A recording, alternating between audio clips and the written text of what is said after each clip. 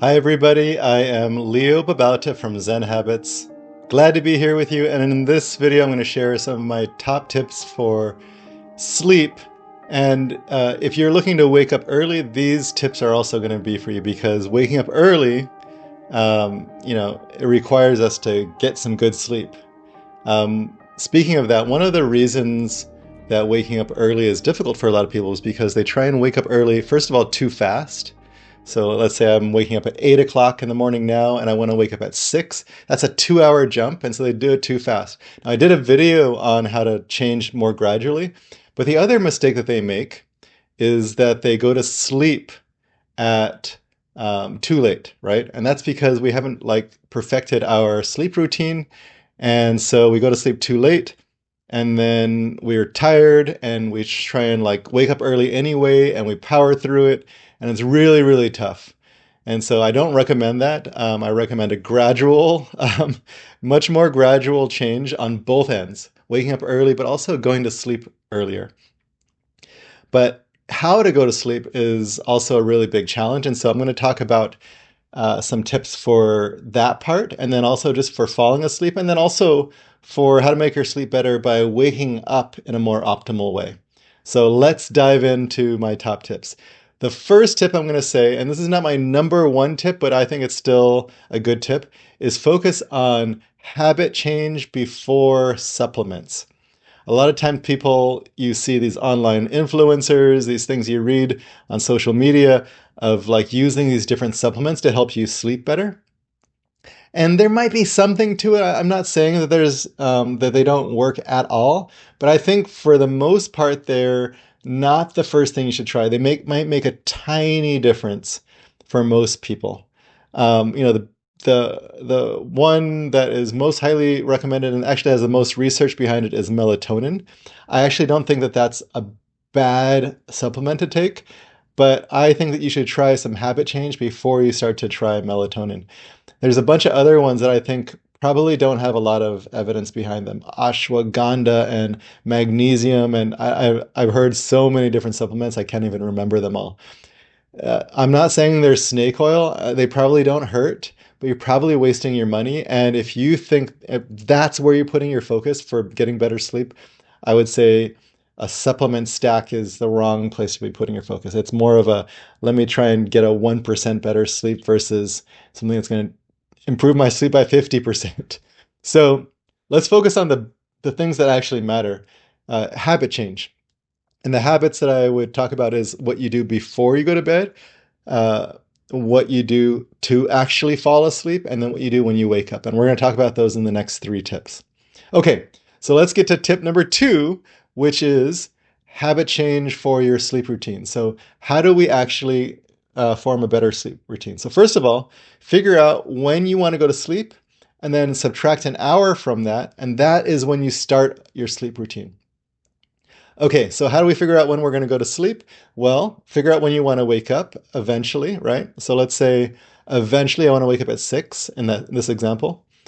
Subtract 8 to 8.5 hours. That's not an exact thing. You're gonna have to figure out what works best for you. But somewhere between 8 and 8.5. So let's say 10 o'clock from 6. Subtract 8, you get to 10, maybe 9:30, somewhere in that range. If 9:30 is way too early for you, then let's shoot for 10. Now, if your wake up time is meant to be gradual, a gradual shift from 8 a.m. to 6 a.m., so a 2-hour thing, you want to take a good month to actually shift between those 2 hours so that you can gradually let your sleep adjust. We want to do the same thing for our sleep time. So if we were now going to sleep at midnight or later, start to slowly go to sleep earlier. So let's shoot for 11:30 to start with, and then eventually 11:15 after a couple of days, and then 11 o'clock, and then slowly we start to take the course of 2, 3, 4 weeks to get to the 10 p.m. bedtime. And so if 10 p.m. sounds really early to you right now when you're going to sleep at midnight, that's because you're talking about a month later from now. For now, really just focus on making these gradual changes.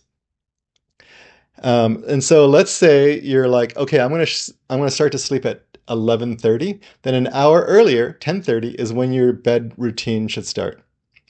And what I'd like you to do is to find something that's really relaxing, that slows you down, and that doesn't stimulate your mind. So no exercise an hour before bed, no eating, no alcohol, no, definitely no caffeine 6 hours before bedtime. And more or more, like we want, probably 8 hours before bedtime. So if you're going to sleep at 10:30, don't drink any caffeine in the afternoon. Some people are downing like energy drinks or drinking their fourth cup of coffee at 5 p.m. Don't do that. But we also just want less stimulating stuff in this hour before. So not a lot of stimulating TV. If you're like watching YouTube and like ASMR or yoga nidra or some kind of like really calming scene, fine. But we don't want something that's really getting you like, oh, I need to watch the next episode. I need to watch that next episode. So we don't want stimulating stuff on TV. We don't want stimulating stuff on YouTube or Netflix. We also don't want stimulating stuff on phones or computers. If you're using any technology in that hour beforehand, it should be some kind of ebook reader where you're reading to bed. No social media, no messaging. If your bedtime is 11:30 and your sleep routine starts at 10:30, then before 10:30 you should get all of your messaging done. Plan your day for the next day and then start your wind down routine an hour before bedtime. So let's say it's 10:30 and we're going to start our wind down routine. Start to darken your atmosphere, cool down the room. So, if it's hot, use an air conditioner if you can. If it's um, cold outside, turn off the heater for the night, and then stay safe, of course. But you want a cooler room. Heat up your body through a warm shower, an hour before bedtime, and let it kind of cool down from the room, and then get a nice warm blanket if you're still cold. You want to be warm in the blanket but cool outside. Um, Darker, dim down the lights, don't use a lot of stimulating technology, and do some kind of self-care that's going to help you to slow down. So that would be tip number 2, is a good, slow, dark, chill bedtime routine. Now, number 3 is, how do we actually sleep? My recommendation is some kind of meditation or breathing exercise that's going to slow you down, slow your mind down, and have you actually sleep. Um, there's a lot. You can do some kind of yoga nidra, you can do some kind of yoga pranayama breathing technique, some kind of meditation that you're used to. There's plenty of apps for this. Nature sounds is kind of nice. But I'm going to give you an example that I use. I didn't invent it, but I use it just so you can see an example of what I'm talking about here. So this is what I do for both when when I'm going to sleep, and then also when I need to go back to sleep in the middle of the night. If I wake up at 3 a.m. and my mind's thinking about my day, I use the same kind of meditation technique. And the meditation technique is 2 steps. The first one is to relax every single muscle in my body. And I start with my face and I progressively relax every muscle in my body all the way down to my toes. And so look for any tension in your face and you should just let that relax. And I feel like my face is kind of melting down towards the earth. If I'm laying down, the earth is behind me. And so my face is just kind of melting down. And I do the same thing. All my muscles should start relaxing and melting down. If my abs are tight, if my legs are tight, if my fists or my muscles, my biceps are tight, I just relax all of them, and it just feels like my skin and muscles are just kind of melting off my bones. Slow down your breath, and with every out breath, just relax more and more muscles. That by itself, this first step, progressive muscle relaxation and slower breathing, often will be enough. In fact, just the face muscles will often be enough for me to fall asleep. But I go through that, and then if I get to step 2 is visualize a nature scene that is still. So we want to relax the body and still the mind. So a nature scene that I use, I didn't make this up, is I'll be laying at the bottom of a rowboat that's floating on a still lake. So I'm laying at the bottom facing up. I'm looking up at a sky that is mostly cloudless and very still. So mostly just blue, still sky, maybe a little dot or two of puffy clouds up there, but nothing that's moving. And it's just gazing upward, laying on this boat that's floating in a still lake, very still lake, looking up at a mostly cloudless, very still sky. And what you can come up with your own nature scene, but we want it to be still. The whole scene is still and peaceful.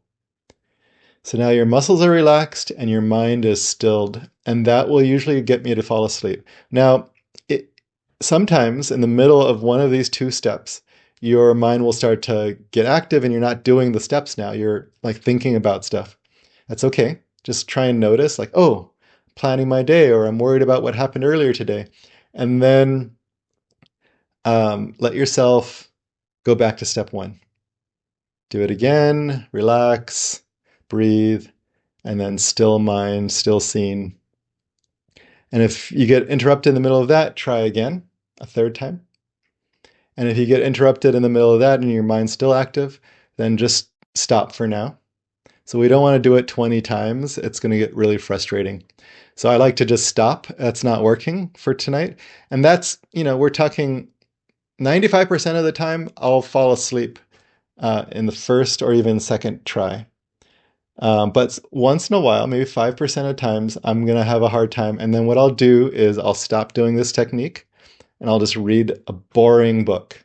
Something boring, like a textbook, of not an interesting topic. And I'll usually read a few paragraphs of that, maybe a page, and then I'll fall asleep. Now, if I'm almost on the edge of sleep, but I'm not quite there after reading, I might go back and do this again, this meditation technique for round two. But I will usually never get to finishing round two and reading another round of book. That's never happened for me. Again, in the middle of the night, let's say it's 3 a.m., my mind is busy. Sometimes I'll just go back to sleep right away, but other times I just practice this again. And we want our minds to be bored, right? This is boring. So practice this technique. You might give this very technique a try. Practice it for a few nights in a row. And I've learned that if I can do this, if I actually practice this, I can fall asleep almost anywhere, especially if I'm tired, which we usually are by the end of the night. And so I can fall asleep in airports and airplanes. I can fall asleep on, really, when people are around, I can fall asleep. I used to be very finicky. Things had to be perfect conditions for me to fall asleep. But now, using this technique, I can actually fall asleep pretty much anywhere. Okay. Fourth thing is optimize wake up so that your mind and body are activated. And there's two things that are important in that for me. Obviously, like coffee is a good thing, but there's two things that are even better, which is light and movement. So light is like daylight, sunlight. So if you're awake in a time of the year where there's sunlight outside, go outside or go near a window where there's sunlight and just let the sunlight activate your brain. You don't have to stare at the sun, obviously, but you want the light to be, around you so that your eyes are soaking in sunlight and your brain is like, oh, it's daytime, time to wake up. And the reason why this is important is because if you actually activate yourself, you're going to train yourself. This is wake up time. And then when it's dark in the evening and you're dimming down the lights or turning them all off and it's nice and dark, your mind is like, oh, now it's time to go to sleep. And so light really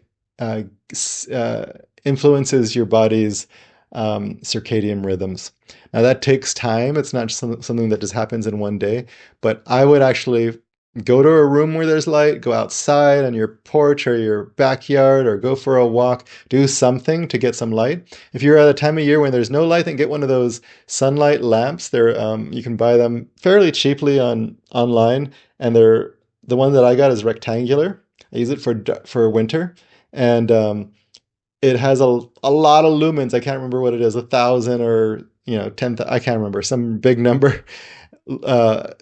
Mimic sunlight, and I just keep it near me while I do my kind of morning routine, whether it's reading or doing work. Just keep it there for a good 10, 20, 30 minutes. If you do this every day, you're going to be training your body that's time to wake up. Um, what people do instead is they'll lay in bed or just kind of slump over on the couch and look at their phone or their computer, and it's just kind of like, my body's not really awake yet. You want to wake it up. So sunlight and then movement. And for movement, I like to do some kind of stretching. I do a series of stretches. Maybe I do spinal flexion this way and that way, get the spine moving. I like to stretch my neck. I like to stretch down to my toes, stretch up to the sky. If you feel like you can do it, sun salutations in yoga are good. It's a series of traditional series of movements, and you can do 3, 4, 5 of those. That really gets your body moving. Sun salutations, 5 sun salutations are better than a cup of coffee. If you're not that ambitious and you just want to do a few stretches, that's fine, but just want to like move your body and just get your body like woken up. And if you do that, I like to hang from a pull-up bar, hang there. I like to go down into squats. If you do that, what happens is that you your body is woken up. So sunlight and some movement.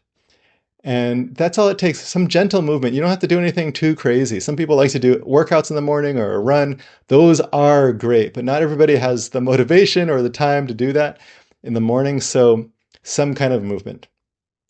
These are my top tips for sleep. Obviously there are other issues that affect sleep, sleep apnea, those kinds of things. And for that, you're going to want to see an actual doctor, not watch a YouTube video from Leo. But assuming you don't have medical issues, assuming that, it's just your mind is active.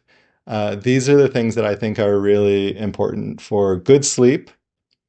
So that if you'd like, you can actually wake up earlier, but most importantly is you're just getting good sleep, good quality sleep that gets you nice and well rested. By the way, I have an Oura ring, and I have for years, and I've used it to measure my own sleep quality, sleep length, but also the quality of sleep.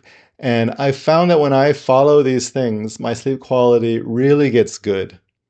And when I don't follow them, I'm on my phone at night, if I'm not following a regular bedtime routine, if I'm not doing these wake up things, if I'm not doing the meditation, I'm letting my mind just be really active. If I do all of those kind of like anti things, then my sleep quality decreases. And so these are measured, and they're not just measured by me, they're measured by sleep scientists. These things, Aura shares these kinds of sleep tips as well. These things make a huge difference. And I think they change the quality of our lives. They help us to feel more energy and more motivation. They improve our impulse control, improve our sense of focus and purpose. So these are huge things. And so I'm giving you some tips that will change your life if you actually follow them. Take them on, practice them, and see what they can do. Let me know what you think. I would love it if you would share some of your thoughts, reactions to this in the comments. If you like this video, if you found it helpful, give it a thumbs up. It really helps me to grow the channel. Subscribe if you haven't already, please. I would love it. I'm growing the channel this year, and I am really enjoying interacting with you and creating great content. And if you can share this with others and subscribe, it makes a huge difference to me. I am so grateful for all of you. Love you all. Have a great sleep. Bye, everybody.